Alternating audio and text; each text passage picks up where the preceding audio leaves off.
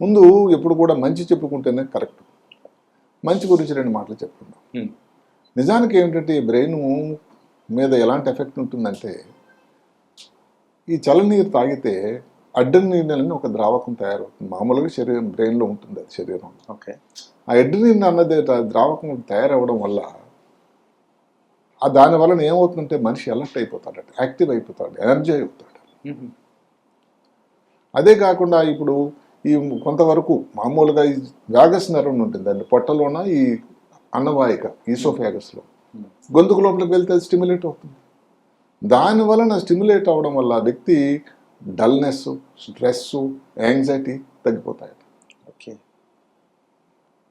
అదే కొంతమందిలో డైరెక్ట్గా కొంతవరకు తాగడం వల్ల, లేకపోతే చల్లనీళ్ళు స్నానం చేయడం వల్ల, ఎవరైతే బ్యూటీ కాన్షియస్ యువతల్లో ఏదైతే ఉందో ఈ వెంట్రుకల తాలూకా రూట్స్ లోపలికి ఇది మాయిశ్చర్ తేమ పోయి ఆ స్ప్లిట్ అయిపోవడం, రెడ్డిగా అయిపోయి పాడైపోయినటువంటి లేకుండా వెంట్రుకలకి మంచి నూనెగా మెరుస్తూ ఉండేటువంటి ఇవి కూడా రావడానికి అవకాశం ఉంటుందట.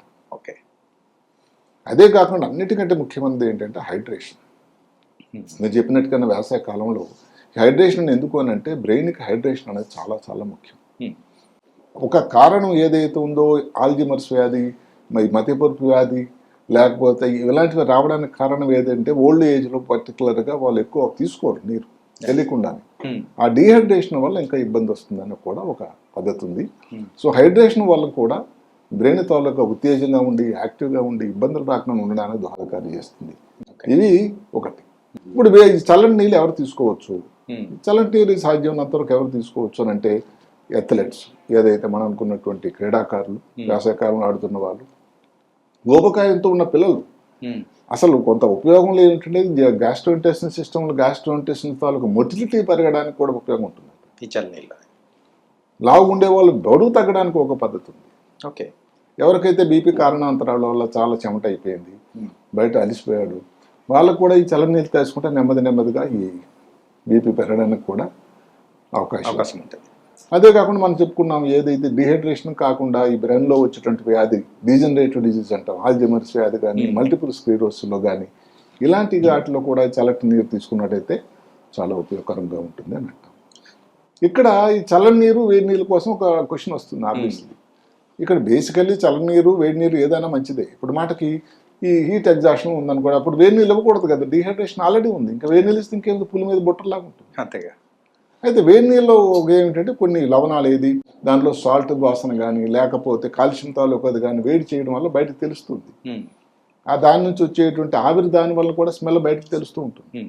అందువల్ల వేడి నీళ్ళు అందులో కానీ ఏదైనా తేడా వచ్చిందంటే మనం వేడి నీళ్ళు తీసుకోం. చల్లని నీళ్ళలో మనం చెప్పుకున్నట్టుగా ఏదైతే టేస్ట్ బడ్స్ అంత నమ్మయిపోవడం వల్ల తెలియకుండానే తీసేసుకుంటాం, దానివల్ల కొన్ని ఇంప్యూరిటీస్ కూడా లోపల తీసుకోవడం అంటే జరుగుతుంది.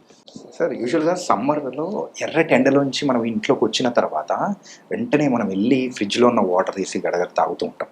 సో అలా ఇమీడియట్గా ఎండలోంచి వచ్చిన తర్వాత తాగడం వల్ల ఏమైనా ఎఫెక్ట్ ఏమన్నా ఉంటుందంటారా? అంటే అదే చెప్పాం కదా, ఇప్పుడు ఎంత మనం తీసుకున్నాం, ఎన్నిసార్లు కంటిన్యూస్గా తీసుకున్నాం, ఒకేసారి ఒక గ్లాస్తో ఒక అరగంట ఒక గ్లాస్ తీసుకుంటే ప్రాబ్లం ఏం కాదు అక్కడ. ఓకే. ఎక్కువగానే తీసుకునేటట్టయితే సడన్గా ప్రాబ్లం రావడానికి ఆస్కారం ఉంది. కూడా ఏదైనా కానీ ఇప్పుడు మాటకి వ్యాగస్ నెర్వ్ స్టిమ్యులేట్ అయింది అనుకోండి, దానివల్ల ఇబ్బంది ఉంది కదా. ఏదైనా అతి సర్వత్రా హేతువు. అది కాకుండా ఏదో మామూలు మా మోతాదులో కానీ తీసుకున్నట్టయితే దానివల్ల అప్పటికి ఫ్రెష్గా ఉంటుంది. కానీ ఇందాక చెప్పినట్టుగా ఏంటంటే మరి దానిలో ఉన్నటువంటి ప్యూరిటీస్ అవన్నీ, క్వాలిటీ ఆఫ్ ది వాటర్ కానీ మనం ఆలోచించాల్సిన అవసరం అయితే ఉంటుంది. సమ్మర్లో చల్లనీళ్ళు ఎంత టెంపరేచర్ వరకు తీసుకుంటే బెస్ట్ అంటారు సార్? అంటే జనరల్గా టెంపరేచర్ అనేది ఫిక్స్డ్గా ఏం లేదు. వేడి నీళ్ళు కానీ లూక్ వామ్ వాటర్ ఎప్పుడు కూడా అసలు ఆసియా ఖండంలో మీరు నమ్ముతారా, చల్లనీళ్ళు తాగే కన్నా ఈ మధ్య కాలంలో అది వెస్టర్న్ సాంప్రదాయం. అసలు ఏషియా ఖండంలో ఎక్కువగా కొంచెం గోరువెచ్చని నీళ్ళు తాగుతారు ఎక్కువ మంది, అది ఆరోగ్యదాయకం అని అంటారు. వేసవికాలంలో కూడా అది తీసుకుంటారు. దానివల్ల ఇంప్యూరిటీస్ అన్ని దాని ఫిల్టర్ అయిపోతాయి, దాని రుచిని బట్టి తెలుస్తుంది. రుచి లేకపోతే మీరే అప్పుడు తాగరు. మీరు గడగడమని పూర్తిగా బాటిల్ తాగేసినా కానీ చల్లని నీళ్ళు తెలియదు కదండి, టేస్ట్ తెలియదు, ఎందుకంటే మీ టేస్ట్ బడ్స్ నంబ అయిపోయినాయి. అందువల్ల దాని ఇబ్బంది దానికి ఉంది. మెయిన్గా అయితే ఈ చల్లనీళ్ళ గురించి అయితే ఉన్న చిన్న డౌట్లు అనేది కూడా ఉన్నాయి. సో ఈ సమ్మర్లో దాని గురించి కూడా చాలా చక్కగా వివరించారు sir. Thank you so much sir. Right. ఎందుకంటే చలివేంద్రాలు రోడ్డు మీద కనపడ్డాయిగా. ఎస్. సో ఇవన్నీ సమయంలో ఉంటే తీసుకునేది చల్లని నీరు.